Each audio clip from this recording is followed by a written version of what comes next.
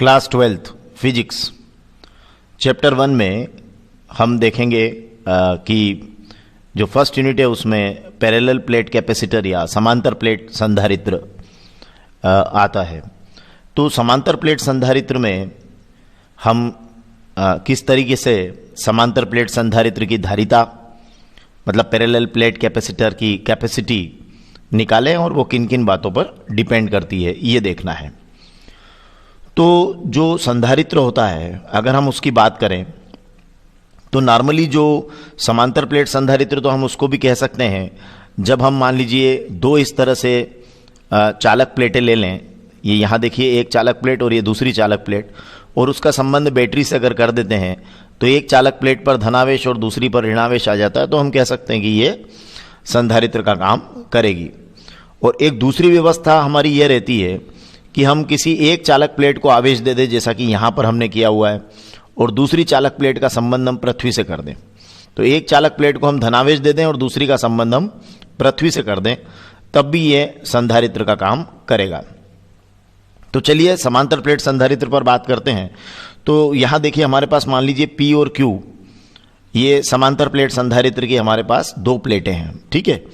एक प्लेट का नाम P है, दूसरी प्लेट का नाम Q है, ठीक है। अब ये जो प्लेट P है इसको हमने प्लस Q आवेश दिया है ना। इस प्लेट P को हमने प्लस Q आवेश दिया है, और ये जो प्लेट Q है इसका संबंध हमने पृथ्वी से कर दिया है, ठीक है।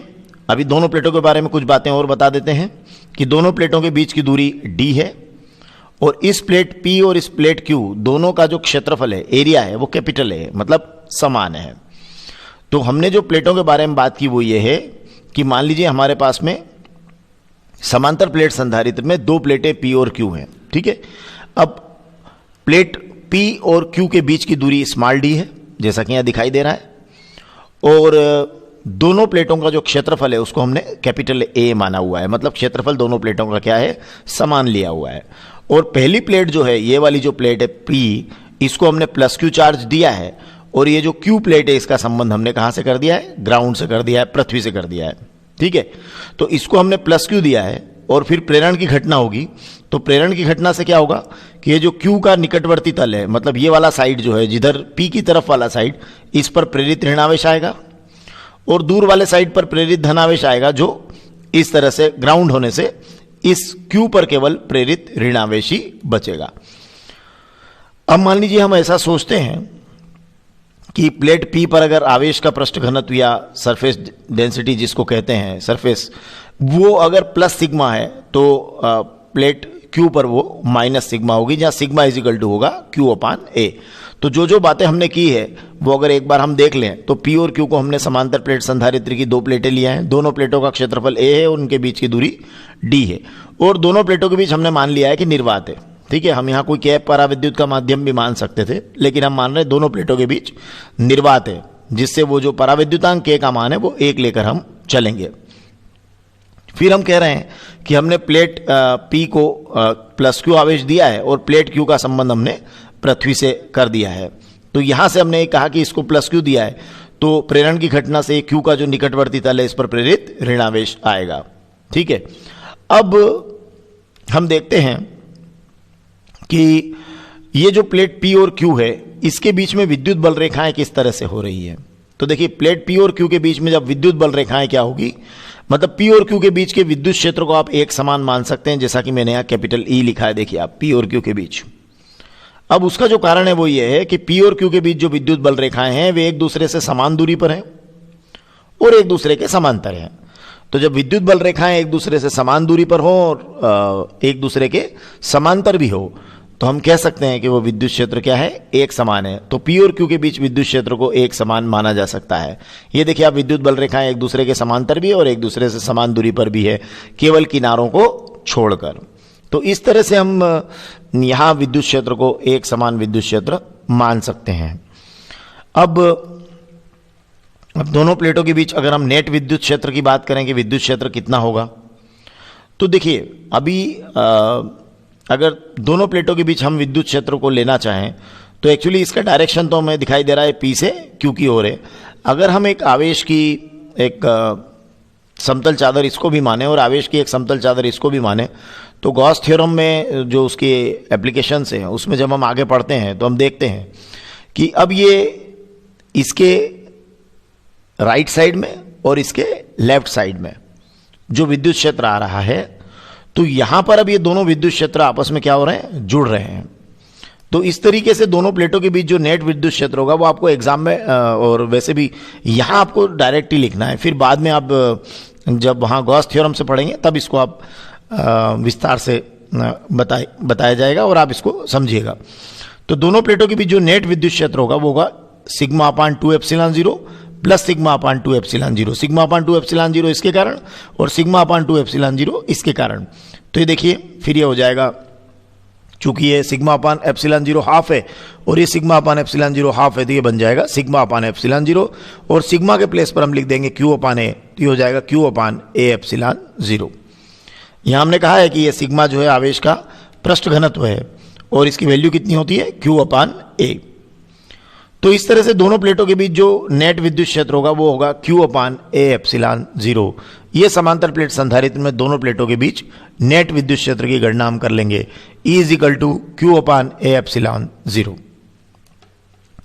अब दोनों प्लेटों के बीच हमें विभवांतर निकालना है, क्योंकि विद्युत क्षेत्र आ चुका है। तो अब विभवांतर की गणना करेंगे तो दोनों प्लेटों के बीच जो विभवांतर होगा, तो आप ध्यान रखिएगा कि जो प्लेटों के बीच विभवांतर होगा वो होगा तीव्रता गुणित दूरी, मतलब विद्युत क्षेत्र की तीव्रता और दूरी का गुणनफल। तो विद्युत क्षेत्र की तीव्रता हमारी कितनी है, E है, और दूरी कितनी है, D है। तो E यहाँ ये निकाला हुआ है और D ये यहाँ हो रहा है। अब आप कहेंगे विभवांतर तीव्रता और दूरी के गुणनफल के कैसे बराबर हुआ, तो अगर हम सरल शब्दों में कहें तो हम जानते हैं कि जो बल होता है वो बल और दूरी के गुणनफल को हम कार्य बोलते हैं। ठीक है, सिंपली समझ रहे हैं हम लोग कि कार्य बराबर होता है बल गुणित दूरी, लेकिन जो एकांक आवेश पर बल होता है तो फिर उसको हम बोलते हैं तीव्रता। तो यहां हो जाएगा फिर ये तीव्रता गुणित दूरी, और अगर आवेश एकांक हो गया तो हम जानते हैं V is equal to W upon Q होता है। अगर Q एक हुआ तो V और W बराबर हो जाएंगे। तो फिर यहां से हम लिख सकते हैं V is equal to E गुणित D, मतलब विभवांतर बराबर तीव्रता गुणित दूरी। तो ये दोनों प्लेटों के बीच विभवांतर तीव्रता गुणित दूरी है।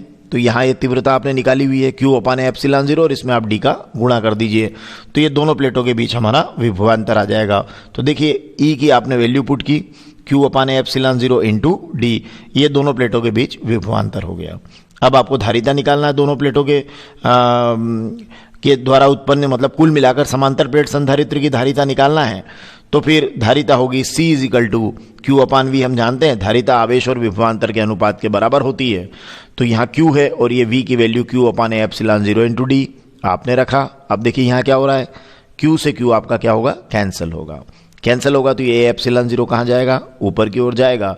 तो ये धारिता का जो हमारा फार्मूला है ये बनकर आएगा A एप्सिलॉन 0 अपान D। अगर इनके बीच में आप K परावैद्युत का माध्यम ले लें तो फिर K का ऊपर और गुणा आप कर दीजिएगा। तो इस तरह से ये समांतर प्लेट संधारित्र की धारिता की हम गणना कर सकते हैं, C is equal to capital A epsilon 0 upon D। और अगर K परावैद्युत का माध्यम लें तो C इज इक्वल टू हो जाएगा K A epsilon 0 upon D। और यहां से बिल्कुल साफ साफ आपको दिखाई दे रहा होगा कि C is proportional to A, C A के समानुपाती है। अगर आपको धारिता बढ़ाने के उपाय पूछे या ये पता किया जाए कि धारिता किन किन कारकों पर निर्भर करती है, तो आप बहुत अच्छे से बता सकते हैं कि जो धारिता है वो समानुपाती है A के, मतलब प्लेटों के क्षेत्रफल के, कि प्लेटों का क्षेत्रफल बढ़ाने पर धारिता बढ़ेगी। अगर यहाँ ऊपर आप K परावैद्युत लेते हैं तो K भी होगा। मतलब क्या है कि वायु या निर्वात के अतिरिक्त कोई अन्य परावैद्युत का माध्यम ले लें तो फिर K का मान 1 से अधिक होगा, तो धारिता क्या होगी, बढ़ेगी। तो C समानुपाती K भी लिख सकते हैं कि K का मान अगर बढ़ा तो धारिता का मान बढ़ेगा। और तीसरा D पर 1 अपान D, C समानुपाती 1/D, C is proportional to 1 upon D, मतलब दोनों प्लेटों के बीच की दूरी अगर कम होगी तो धारिता बढ़ेगी। तो देखिए तीन बातें हो गई, C is proportional to K, C is proportional to A और C is inversely proportional to D, मतलब C K के समानुपाती, A के समानुपाती और D के व्युत्क्रमानुपाती है। तो इस तरह से हम समांतर प्लेट संधारित्र की धारिता के व्यंजक की गणना के साथ साथ वो किन किन बातों पर निर्भर करती है इसे भी हम बता सकते हैं। धन्यवाद।